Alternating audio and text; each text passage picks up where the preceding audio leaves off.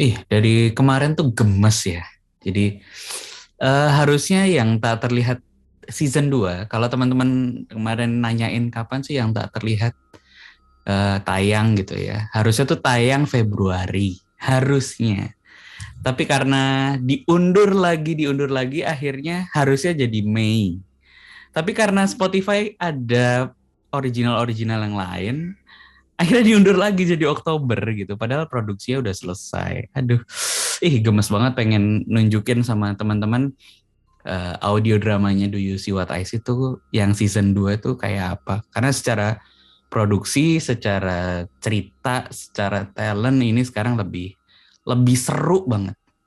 Tapi buat yang belum dengerin gitu ya, teman-teman yang nonton di YouTube, terutama yang di YouTube ya, kalau teman-teman nggak pernah main ke Spotify, dengerin Do You See What I See di Spotify, nah, yang tak terlihat itu apa sih? Yang tak terlihat itu sebenarnya podcast terpisah dari Do You See What I See. Jadi Do You See What I See kan ceritanya itu monolog ya. Monolog tuh gimana sih? Monolog tuh ya kayak misalnya saya cerita sendiri gini kan, cerita sendiri, ada nggak ada ya temen ngomongnya gitu ya, ngomong sendiri. Nah itu namanya monolog. Nah itu yang ada di Do You See What I See sebagai cerita monolog. Tapi Do You See What I See juga punya produk turunan namanya Yang Tak Terlihat. Nah ini konsep berbeda dari sebuah cerita horor. Tetap diangkat dari cerita nyata, tapi kita bikin pengadeganannya. Jadi mungkin kayak web series ya. Nah di season pertama udah ada 10 cerita. Nah, kalau teman-teman belum dengerin, habis ini dengerin nih, model gini nih, saya kasih spoiler sedikit, dengerin trailernya, nanti teman-teman bisa langsung lari ke Spotify, gratis kok, nggak perlu langganan apapun, nggak usah beli nawarin ini Spotify, akun Spotify Premium gitu, nggak usah, jadi tetap gratis. Nah, dengerin dulu deh, sedikit ya.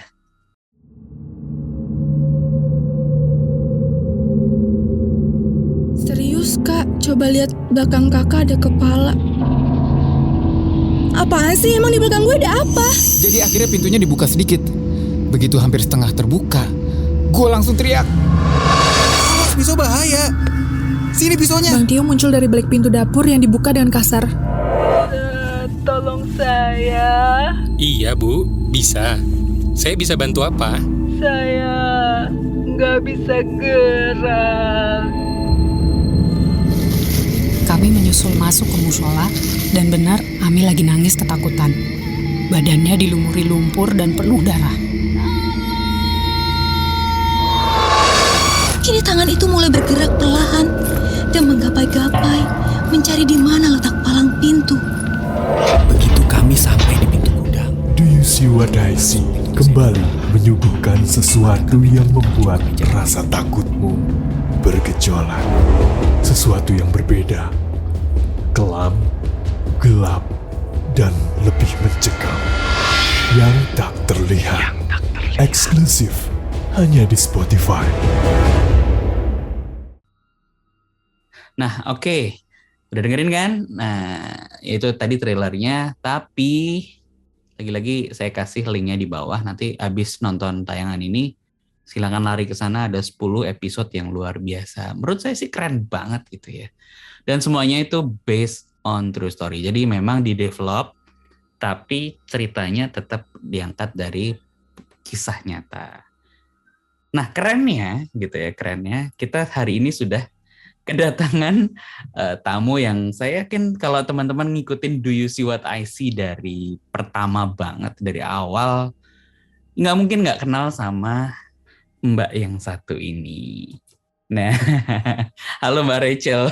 Halo Mister, apa kabar Mister? Baik, alhamdulillah. Apa kabar Mbak Rachel? Baik-baik, puji Tuhan. Tahu-tahu udah punya channel sendiri, udah beberapa kali sih kita kolaborasi ya. Iya. Nah, tuh channelnya Mbak Rachel yang di belakang tuh, Terbangun Tengah Malam. Mister udah pernah jadi tamu kita kan? Iya, udah pernah. Jadi nanti main ke channelnya Mbak Rachel yang pasti juga saya sertakan di bawah nanti. Nah, tadi kan lagi ngomongin yang tak terlihat. Nah, ini sebenarnya otak di balik yang tak terlihat ya. Ini Mbak Rachel ini. Otak. Lah iya semua bisa dibilang ya. Kayak 9 cerita ya, 10 cerita malah kemarin. Itu yang season kedua, Oh, season kedua. Oh, 9 nanti cerita. 9 cerita juga dari Mbak Rachel. Yang season pertama malah hampir semuanya dari Mbak Rachel ya.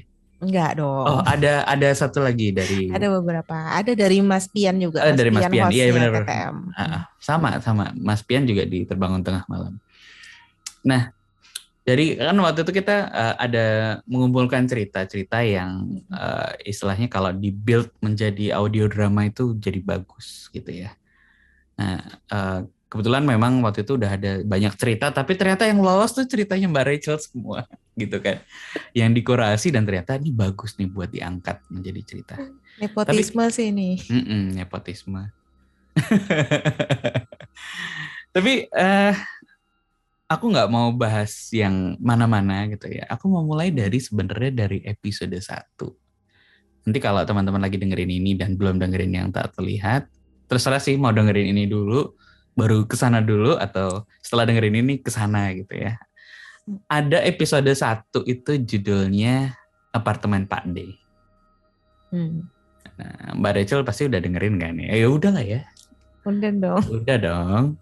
Tapi emang aku udah baca pertamanya, cuman karena itu tidak dinarasikan gitu kan, aku jadi pengen dengerin sebenarnya kisah nyata dari Apartemen Pak D itu seperti apa. Oke. Boleh diceritain ya. Aku matiin mic ya boleh. sambil dengerin ceritanya Mbak Rachel. Siap. Iya, silakan Mbak Rachel. Iya, sebenarnya itu kejadian aslinya nggak persis sama sih dengan yang di Spotify. Jadi suamiku tuh punya om. Nah, omnya ini bisa dibilang ya orang mampu lah, lebih dari mampu. Terus memang si omnya suamiku ini suka jual beli mobil, terus usahanya itu bantuin orang buat jual beli properti seperti itu. Ya bisa dibilang makelar lah, tapi mungkin karena pinter negosiasi ya, jadi banyak yang deal lewat dia. Suatu hari si om, aku sebut aja om aja ya, si om ini dia hubungin suamiku. Terus yang heran gini, di awal itu si om menawarkan apartemen ini buat kami. Itu gila sih, menawarkan apartemen ini buat kami. Cuman karena saat itu memang kami belum punya rumah, kami masih kontrak, ya kami pikir-pikir bolehlah kita lihat dulu gitu. Ya udah, akhirnya aku sama suamiku terus pinjam kunci, boleh nggak kami ya coba tinggal di sana, karena kami belum pernah ngerasain yang namanya apartemen itu kayak apa sih gitu. Selama ini kan apalagi di kota kecil ya, taunya ya rumah gitu, jarang ada apartemen. Akhirnya dipinjemin lah kuncinya itu. Yang heran, sewaktu pagi itu liftnya nyala. Tapi kalau udah jam 6 sore sampai besok paginya lift dimatiin. Nah itu jadi pertanyaan besar. Tapi ya udahlah, mungkin karena apartemennya masih baru ya. Itu apartemen jujur masih baru sih. Berada tepat di belakang salah satu mall. Jadi ya maksudnya gimana ya? Kayaknya tuh strategis banget gitu. Maksudnya ini apartemen kalau mau ke mall tinggal jalan kaki, enak banget gitu. Yaudah dah, kita cobain. Nah, malam pertama itu nggak terjadi apa-apa jujur. Malam kedua itu udah mulai aneh. Jadi di malam kedua itu aku nyium kayak bangkai tikus. Sampai kita cari kemana-mana nggak ada.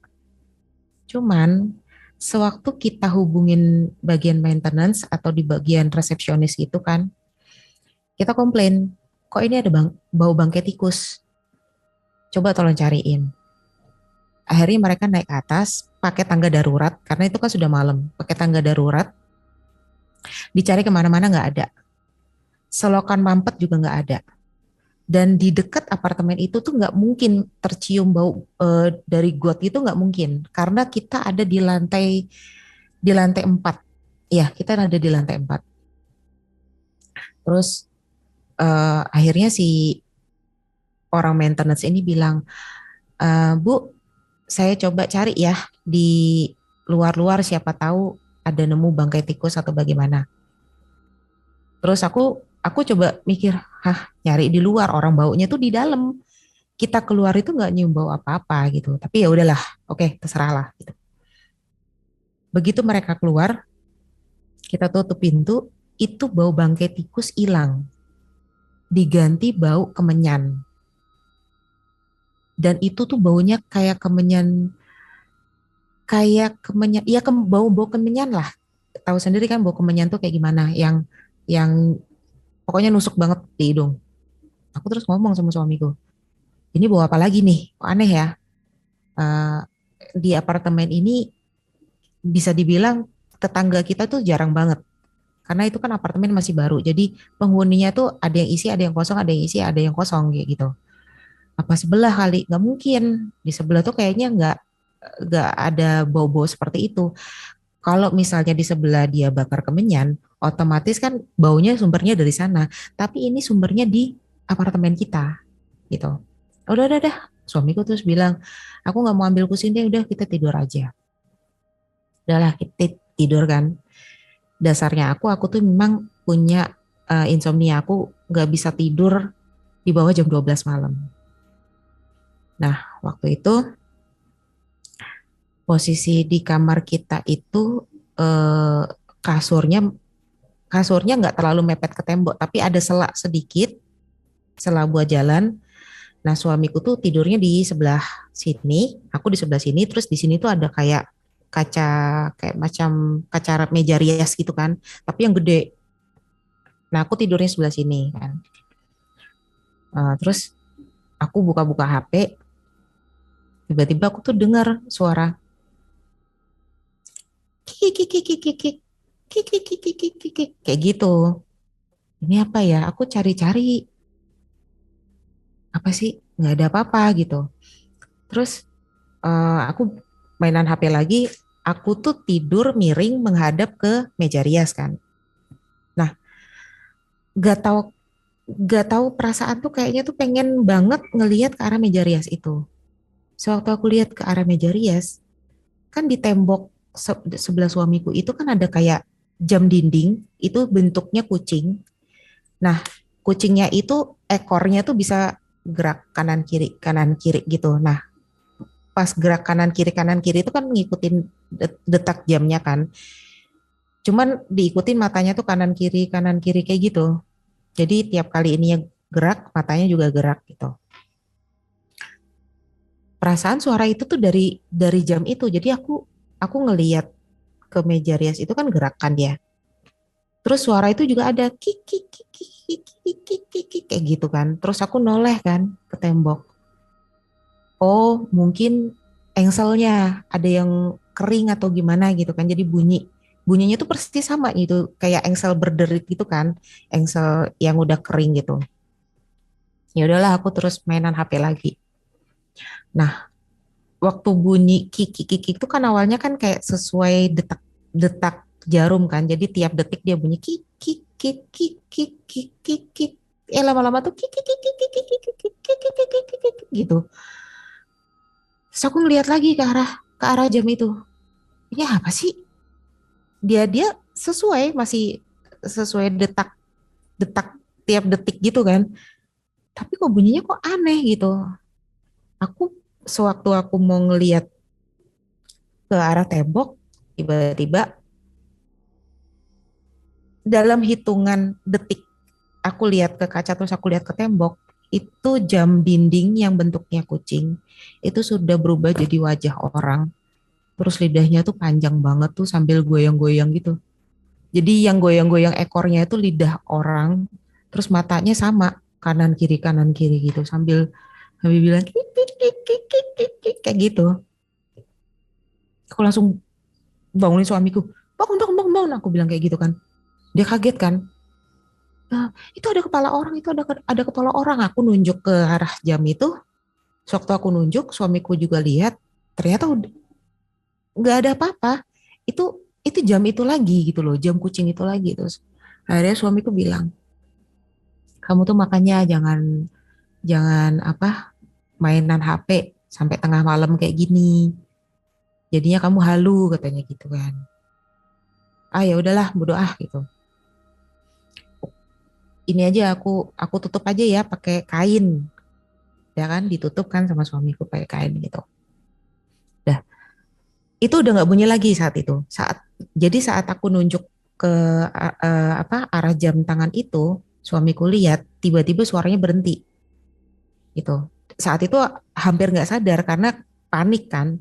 Jadi waktu kita udah selesai ngobrol, suamiku balik lagi tidur, aku balik lagi rebahan sambil mainan HP, bandel banget kan. Itu suaranya nggak bunyi.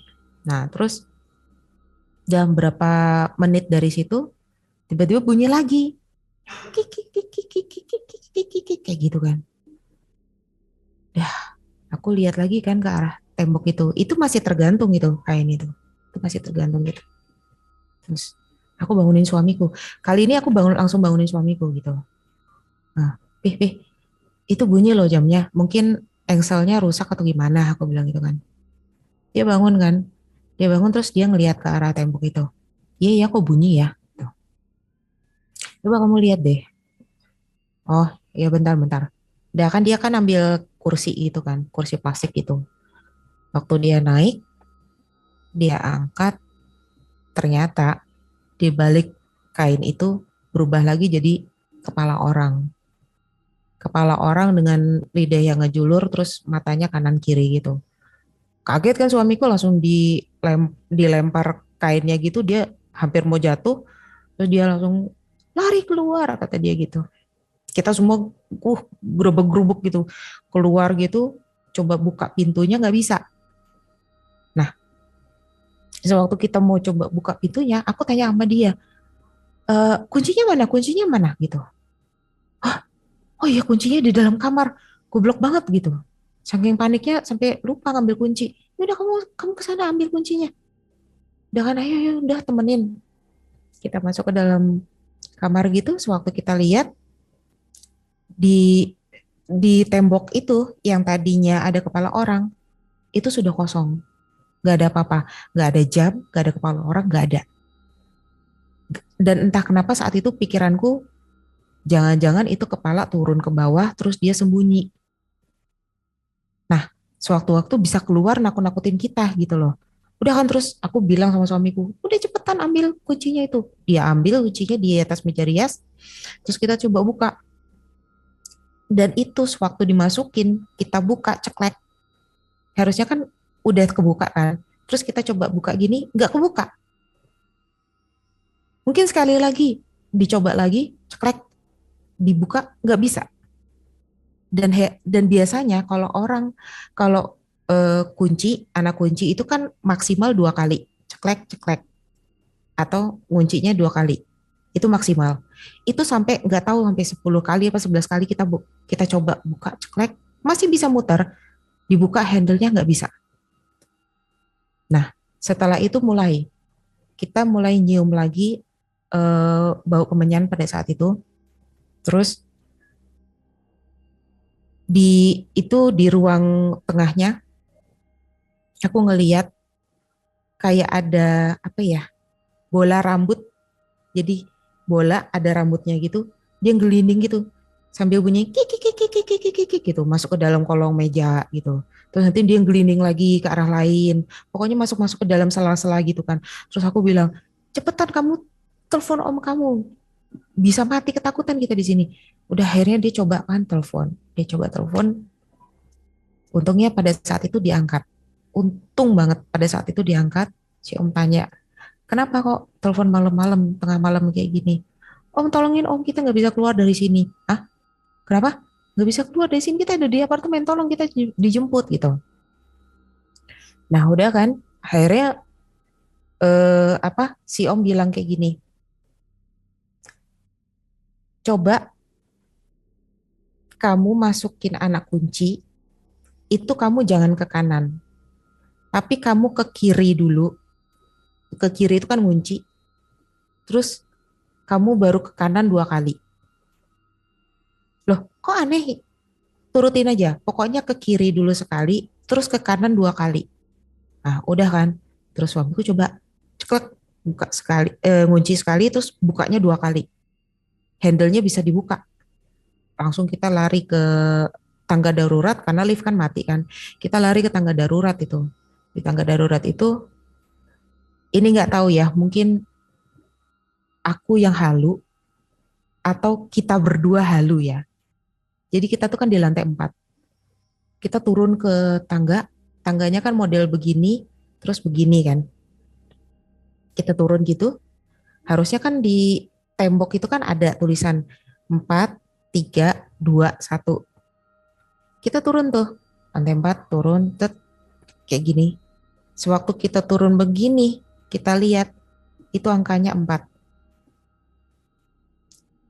Aku bilang sama suamiku, loh kok angka 4? Hah, salah kali, salah ngecat. Jadi kan itu angkanya kan dicat kan di tembok. Salah ngecat kali, ayo turun lagi, turun lagi. Udah kita turun lagi, turun lagi. Aku udah bilang sama dia, 4 lagi loh Pi. Aku bilang gitu, ini 4 lagi loh. Enggak, salah ngecat kali. Waduh gila. Udah kita turun terus sampai kita udah kaki udah kayaknya udah mau patah gitu kan. Aku bilang, Ih, ini 4 lagi Pi. Ini nggak mungkin orang salah ngecat. Udah berapa kali kita turun, ini nggak mungkin. Terus suamiku bilang, aku udah nggak tahu lagi Mi gimana. Mungkin, nah ini omongan yang bikin aku merinding sih. Mungkin ini waktunya kita selesai di sini, kata dia gitu. Terus aku bilang, enggak, kita harus tetap berusaha. Akhirnya aku telepon lagi kan sama si Om itu kan. Coba telepon Om kamu. Terus aku bilang, Om, ini aku di tangga darurat dari tadi kami turun masih di lantai 4. Kami harus bagaimana?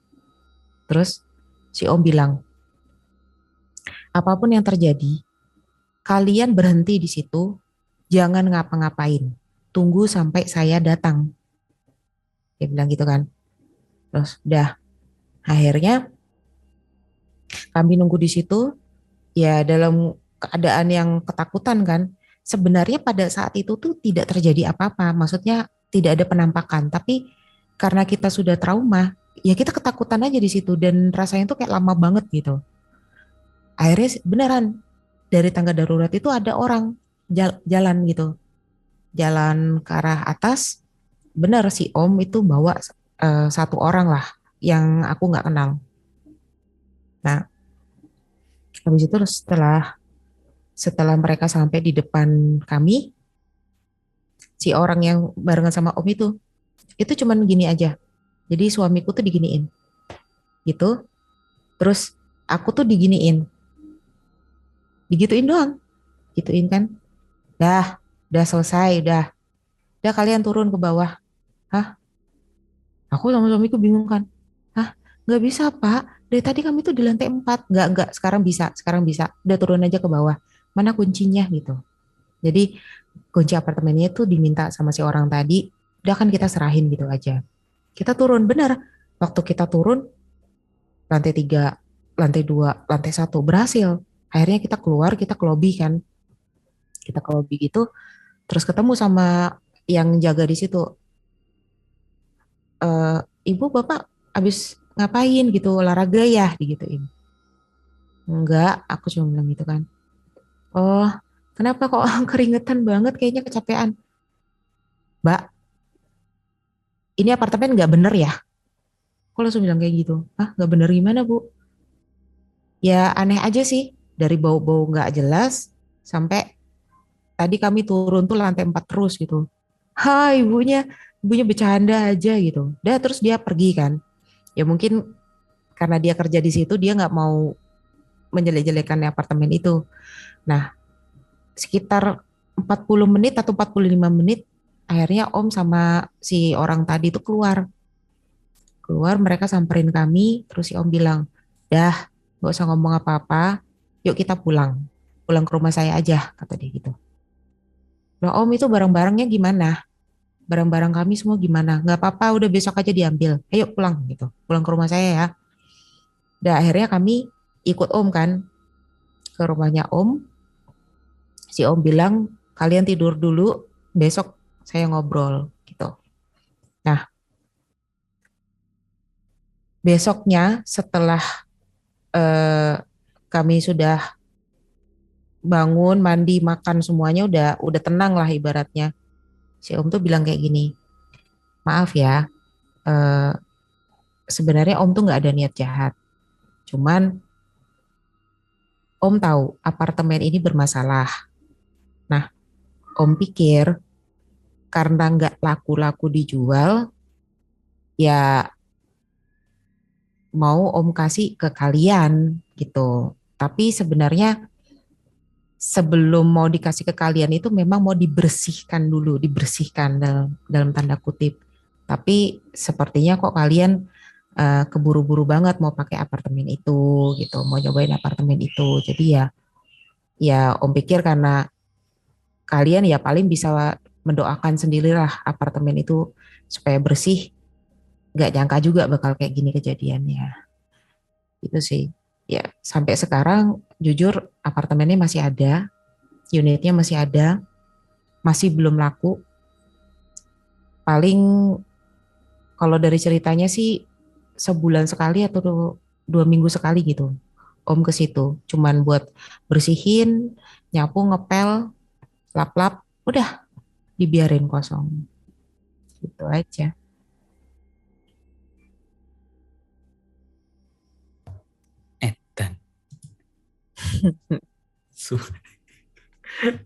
Aku dengerin ceritanya malah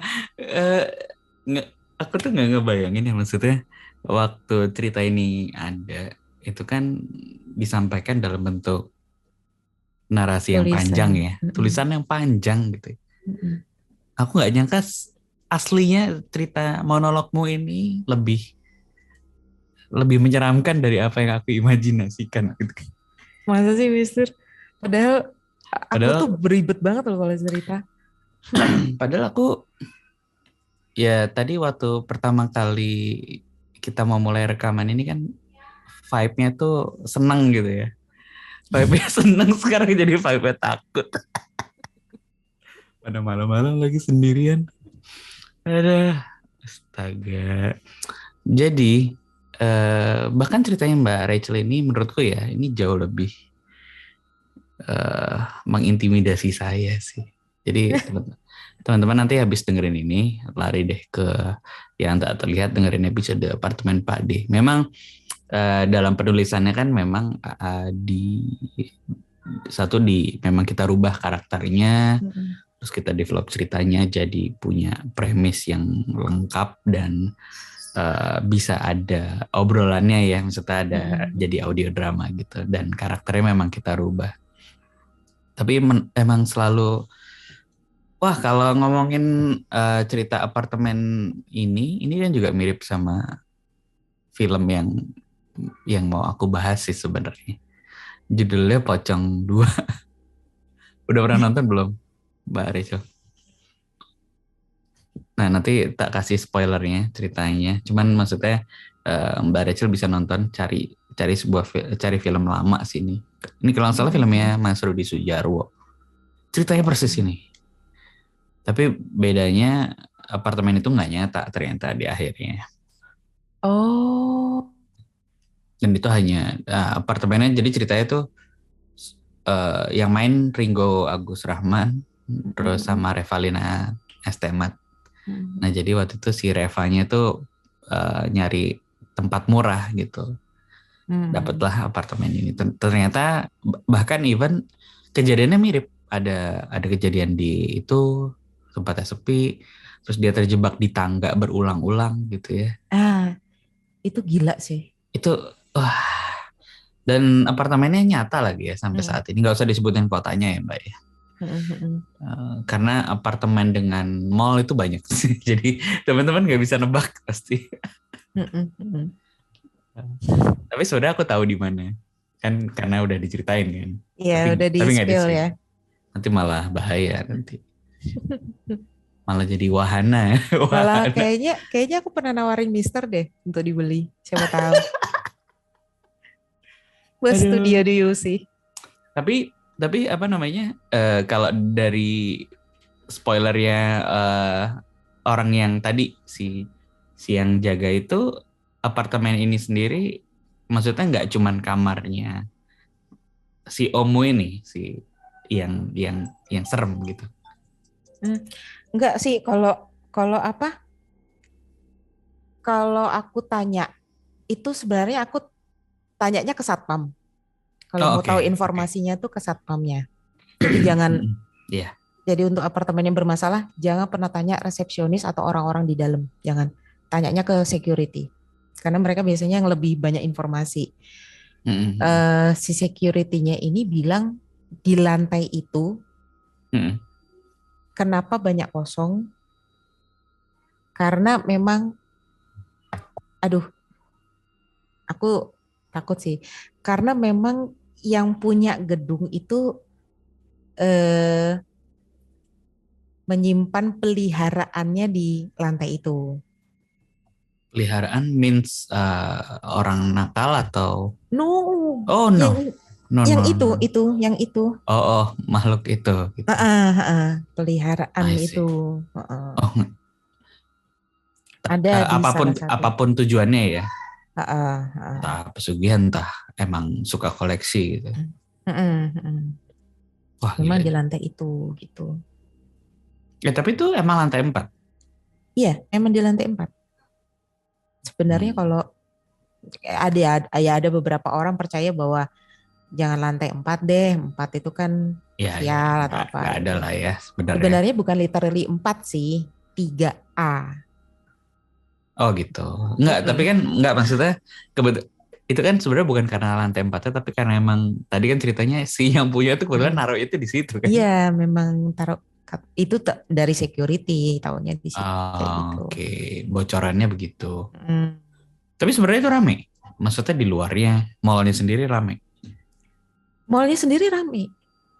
Apartemennya itu ya kalau yang di hitungannya mewah ya. Beda, hitungannya apartemen mewah. Enggak mewah banget itu enggak sih. Ya biasa sih, cuman bagus lah, bersih gitu. Baru ya, hitungannya baru ya. Di tahun 2017, 2016 itu baru dong. Ya baru dong, baru belum 5 tahun lah ya. 5-6 tahun ya. Iya, kurang lebihnya. Wah, emang kejadian di sebuah ruangan, makanya tuh aku selalu trauma ya. Bukan trauma ya, selalu punya ketakutan tersendiri ketika nginep di hotel gitu. Nginep di rumah baru, di rumah siapa gitu. Aduh. Pasti rasanya agak kayak nggak nyaman gitu ya, Mister ya. Aku tak sanggup meskipun sebagus apapun. Jadi aku malah jadi punya cerita nih. Kan kapan ya? Akhir tahun lalu tuh aku ada event di Bali kan. Jadi ada event di Bali. Nah, eventnya di salah satu hotel bintang 5 lah di Bali. Nah, hotel bintang 5 ini berderetan gitu. Nah, sialnya gitu ya. Sialnya kan aku tim. Jadi timku tuh ada berapa orang waktu itu ya? Ada 3 orang. Nah, 3 orang. Nah, yang 2 ini ditaruh di hotel yang ada eventnya. Nah, kebetulan aku ditaruh di hotel satu lagi. Dan aku sendiri. Jadi terpisah gitu. Nah, eventnya tuh di hotel yang tempat temanku ini. Nah, aku jadi emang siap-siap di hotel A. Terus udah siap-siap. Terus temanku juga masuk di sana. Udah malam aku dianterin ke hotel B. Nah, aku tuh waktu di hotel A itu kan kayak wah bagus banget nih hotel, gede pula, mewah. Terus karena itu udah bulan masuk ke after pandemi lah ya, istilahnya udah mulai rame gitu. Ternyata kan kemarin juga sempat sepi, tapi karena ada event jadi rame gitu. Terus aku tuh iseng Mbak Jadi kan aku keluar nih, aku dari luar dari tempat event. Nah teman-temanku tuh di dalam kamar. Aku tahu kamarnya. Terus aku bilang, yaudah aku ke sana, nanti bukain ya gitu. Yaudah. Terus akhirnya diketok nih.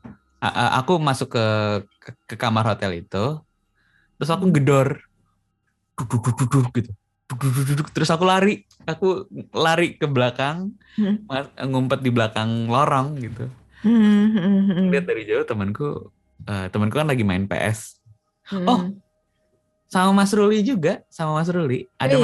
Jadi bertiga di sana, mereka bertiga. Ada Mas Ruli waktu itu ada event karena ini event kantor.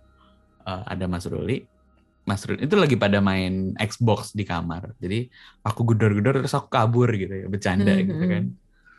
Terus ngeliatin, terus mereka kayak lihat-lihat kayak siapa gitu. Terus masuk lagi, akhirnya mereka berdua masuk lagi, yang satu lagi yang di dalam. Iseng banget. Terus sekali lagi aku duduk gitu, terus aku lari lagi. Ya namanya juga tahu bocah gitu ya. Yang kedua aku langsung, begitu mereka keluar, aku langsung ketawa. Ya elah, kirain siapa gitu kan, gedor-gedor gitu. Ya udah tuh, udah kan itu sore gitu kan. Habis kita makan malam di luar, akhirnya aku dianterin. Jadi aku belum ke hotelku, Mbak. Jadi aku belum check in sebenarnya. Jadi siang itu masih di tempat event sampai sore, akhirnya makan, aku baru ke hotelku itu malamnya gitu. Di hotelku malamnya udah diantarin kan. Wah gila, hotelnya gede banget lagi. Terus aku ngeliat kok sepi banget ya. Ini hotel segede gini nih, sepinya sesepi-sepinya gitu. Aku nggak lihat ada orang. Terus waktu aku check in malam itu ternyata ada orang check in juga gitu. Tapi kayak itu kan hotelnya tuh open air gitu. Jadi hotelnya tuh kelihatan dari sesama ruangan tuh kelihatan, tapi open air, jadi bukan di gedung. Jadi emang itu gedung tapi open gitu. Open, bener open air. Nah, aku lihat cuma ada satu orang jalan ke sana, sisanya itu masih bahkan itu masih sore ya, masih jam 8 kali. Terus ya udah, aku masuk kamar. Wah gila, aku tak pikir aku amsyong gitu kan. Gak taunya kamar di hotel yang B ini, di hotelku ini mewah sekali, super mewah lah istilahnya. Aku belum pernah nginep di hotel yang wah gila mewah banget lah. Aku dapat satu kasur yang besar sekali, terus fasilitasnya ini kayak yang paling mahal lah istilahnya kamarnya gitu ya. Nah kamar mandinya tuh bahkan kaca gitu, jadi mandi sebenarnya kelihatan luar, bisa kita tutup, bisa kacanya bahkan bisa kita samarin gitu, di blur gitu lah istilahnya. Ya udah aku mandi, tiba-tiba pas aku mandi tuh udah selesai mandi, kamarku tiba-tiba di ini ada yang ngetok gitu kan, tok gitu. Tok, terus aku buka kan. Nah pas aku buka itu angin di Bali kan panas tuh. Nggak ada orang. Mungkin sebelah gitu ya. Tak tutup. Habis itu nggak lama duduk gitu. Bisa dibalas kali. Terus kan aku siapa sih? Terus akhirnya aku buka lagi. Aku lihat nggak ada orang. Aku benar-benar keluar, sampai aku keluar lari ke kanan, lari ke kiri. Sumpah nggak ada orang. Terus wah gila, gak bener banget lah. Terus aku langsung ya Allah, ngerjain orang malah aku dikerjain. Kurang ajar. Itu beda kamar.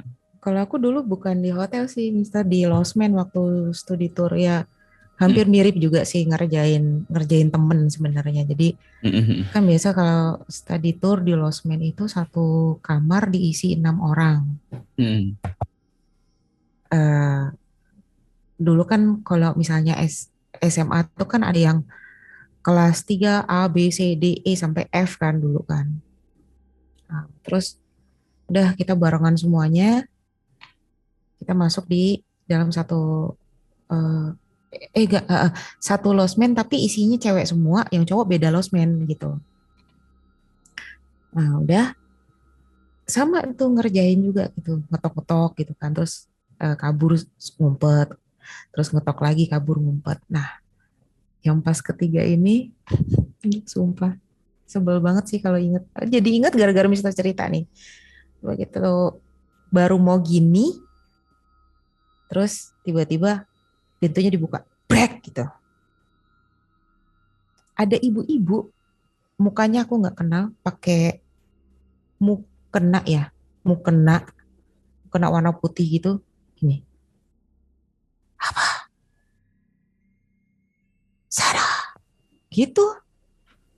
Aku kan gini kan sambil nunduk gitu kan, terus aku, hah? Maaf bu, aku bilang gitu kan. Mukamu serem banget ya mbak. Asem ya. Maaf bu gitu. Blank, itu aku blank. Padahal seharusnya tidak ada ibu-ibu tuh di situ. Orang itu losmen diisi teman-temanku kan, teman-teman sekolah gitu, satu angkatan. Udah terus, habis itu aku jalan lagi. Ada temanku nungguin agak jauh gitu. Jadi pas aku mau ngerjain gitu, temanku udah bilang, gak usah lah, ngapain sih? Udahlah, udah malam ini, udah maghrib kata dia gitu. Gak apa-apa, ngerjain biar seru gitu. Nah, aku ngerjain sendiri, terus temanku nungguin agak jauhan gitu. Terus habis itu udah kan, habis ngomong salah gitu, pintunya ditutup, brak gitu, kenceng banget, sampai sebelah pintu itu kan ada kayak kaca nako, itu sampai gemeter gitu, deret kayak gitu. Ya ampun, kok ini judes banget sih ibunya, aku bilang gitu kan. Ibu-ibu apa? Itu loh tadi ibu-ibu itu loh, apa? Aku bilang banting-banting pintu. Hah? Temanku gitu. Kamu diginiin kan aku kan, dibecandain gitu. Kamu sinting ya gitu. Apa sih? Sinting-sinting, emang kenapa gitu? Ibu-ibu yang mana? Itu di kamar itu, aku bilang. Di kamar itu loh, tadi itu ada ibu-ibu marah-marah. Tanya apa, sana gitu. Terus habis itu pintunya dibanting. Hel, gak ada ibu-ibu di situ katanya. Lah, ada di situ? Gak ada. Ibu-ibunya kayak apa? Iya, ibu-ibu pakai mukena warna putih. Mukena putih tuh panjang gitu. Gak ada. Emang kamu gak lihat tadi pintunya dibuka? Aku tanya gitu kan. Gak ada pintu dibuka. Dari tadi tuh kamu tuh ngobrol sama pintu. Pintunya ditutup dari tadi. Iya ya, kayaknya aku udah rada gila ya. Kayaknya aku udah rada sinting. Terus, makanya ini maghrib kamu jangan ngerjain orang. Udah, sudah. Masuk kamar yuk, masuk kamar. Udah masuk kamar. Dan bener, setelah itu kan biasa kan ada makan malam. Setelah maghrib, mereka sholat maghrib. Aku kan gak sholat, aku non muslim. Setelah itu kan makan malam, pada kumpul-kumpul semua kan di satu tempat gitu. Aku cek satu persatu yang jaga losmen, gak ada satupun mirip dengan yang aku lihat. Yang dilihat itu. Yang pakai mukena itu. Aku tuh sampai tanya, Bu, ada nggak ibu-ibu mukanya tuh seperti ini, hidungnya kayak gini, alisnya begini, pakai mukena warna putih? Nggak ada kayak gitu. Lihatnya di mana? Di kamar situ gitu. Nah, temanku yang tinggal di kamar situ pada ketakutan kan. Oh, kamu bohong gitu. Enggak, beneran sumpah demi apapun. Nah, temanku yang ngeliat itu terus bilang, ini dia lagi stres ini, ngomong sama pintu tertutup katanya gitu. Jadi pintu ditutup terus aku ngomong, iya, kayak gitu-gitu. Ini gila deh. Gara-gara Mister cerita kayak gitu jadi inget aku. Aku juga sama, ada satu cerita lagi, tapi temanku lagi umroh. Ke sana. Terus ya biasa kan kalau kita masuk ruangan kan selalu assalamualaikum gitu kan. Nggak ada siapapun juga assalamualaikum, bismillah, assalamualaikum gitu kan. Ya cuman satu itu. Jadi dia dapat kunci kamar di hotelnya waktu di sana. Jadi ketok kan, nggak diketok. Jadi cuman ngetap kamarnya, tap gitu. Terus kan bismillah, assalamualaikum. Waalaikumsalam. Terus dia nutup pintu. Oke. Terus dia balik lagi ke bawah minta ganti kamar gitu tak. Tapi kosong kan? Harusnya. Kosong. Dia udah tahu tuh kan. Suaranya juga suara mbah-mbah gitu kan. Maksudnya suara orang tua, laki-laki dewasa gitu. Terus kan karena dia masuk kan kamarnya baru dan masih gelap kan, belum kartunya belum dimasukin, masih gelap kan. Ya udah pas dia Assalamualaikum. Waalaikumsalam. Di depannya dia. Terus dia nggak berani buka, langsung nutup aja. Oke, dia lari ke bawah minta ganti kamar. Udah gitu. Serba salah ya kalau nggak ngucapin salam. Ya orang dijawab kan? Iya, dijawab juga. Tapi mau masuk juga. Aduh, nggak bener. Wah, kalau cerita hotel banyak banget lah. Cerita hotel lah, apartemen, kos-kosan lah ya. Ya, satu cerita yang mungkin kalau teman-teman nggak nyimak, mungkin yang baru subscribe Do You See What I See, dengerin ceritanya Mbak Rachel yang Miska aja udah mau meninggoy. Sampai ada yang lempar HP, aduh kasihan banget. Sampai ada yang lempar HP. Jadi coba deh lari cari Miska, MEISKE.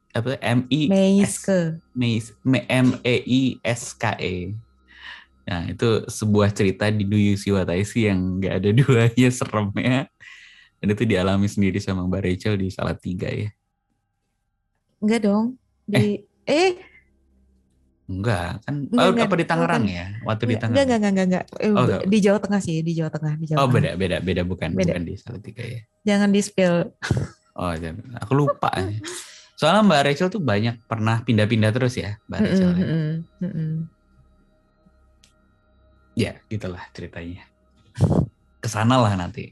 Nah, maksudnya ke episode itu dengerin pasti kalau aku sih gila sendiri dengerinnya. Ya, nggak terasa udah 46 menit Mbak kita ngobrol. Lama juga ya. Nggak ada udahnya kalau ngobrol. Iya. Nah, jadi sebenarnya tadi kita cuma ngebahas satu cerita ya, apartemen Pak D. Jadi melebar kemana-mana. Itu cerita yang ada di Yang Tak Terlihat. Episode 1. Jadi sekali lagi ada PR-nya dengerin podcast Yang Tak Terlihat. Linknya ada di bawah. Terus ini juga di bawah nanti ada episode Miske. Dan yang pasti jangan lupa subscribe juga channelnya Mbak Rachel, Mbak Dita dan Mas Pian gitu ya. Itu di belakang tuh Terbangun Tengah Malam. Ini sama, jadi formatnya cerita lewat Zoom juga ya Mbak Rachel ya. Dan Terbangun Tengah Malam ini malah lebih berani daripada saya gitu ya. Saya nggak pernah berani malam-malam gitu. Sebenarnya kalau bisa pagi lebih baik pagi gitu. Tapi kalau Mbak Rachel dan teman-teman ini kalau bisa rekaman tengah malam. Jam 11 malam. Itu nggak ngerti lagi, nggak punya udel. Ya itu aja mungkin episode kali ini. Mudah-mudahan Mbak Rachel nggak bosen karena masih ada 20 cerita lagi yang diangkat ke Yang Tak Terlihat. Mostly itu dari tim Terbangun Tengah Malam, Mbak Rachel dan Mas Pian gitu ya. Jadi nanti mungkin gantian sama Mas Pian. Ya nanti kita juga akan ngulik lagi. Kalau teman-teman nanti udah dengerin semua episode Yang Tak Terlihat, kita akan bedah ceritanya bersama dengan Mbak Rachel lagi. Mudah-mudahan Mbak Rachel nggak bosen ya. Enggak dong. Seneng banget. Thank you Mbak Rachel. Episode kali ini jangan lupa nyalain lonceng notifikasinya supaya kalau ada cerita yang baru teman-teman bisa langsung mendengarkan. Itu aja. Makasih Mbak Rachel. Sehat-sehat selalu. Sampai jumpa di episode selanjutnya. Bye-bye. Bye.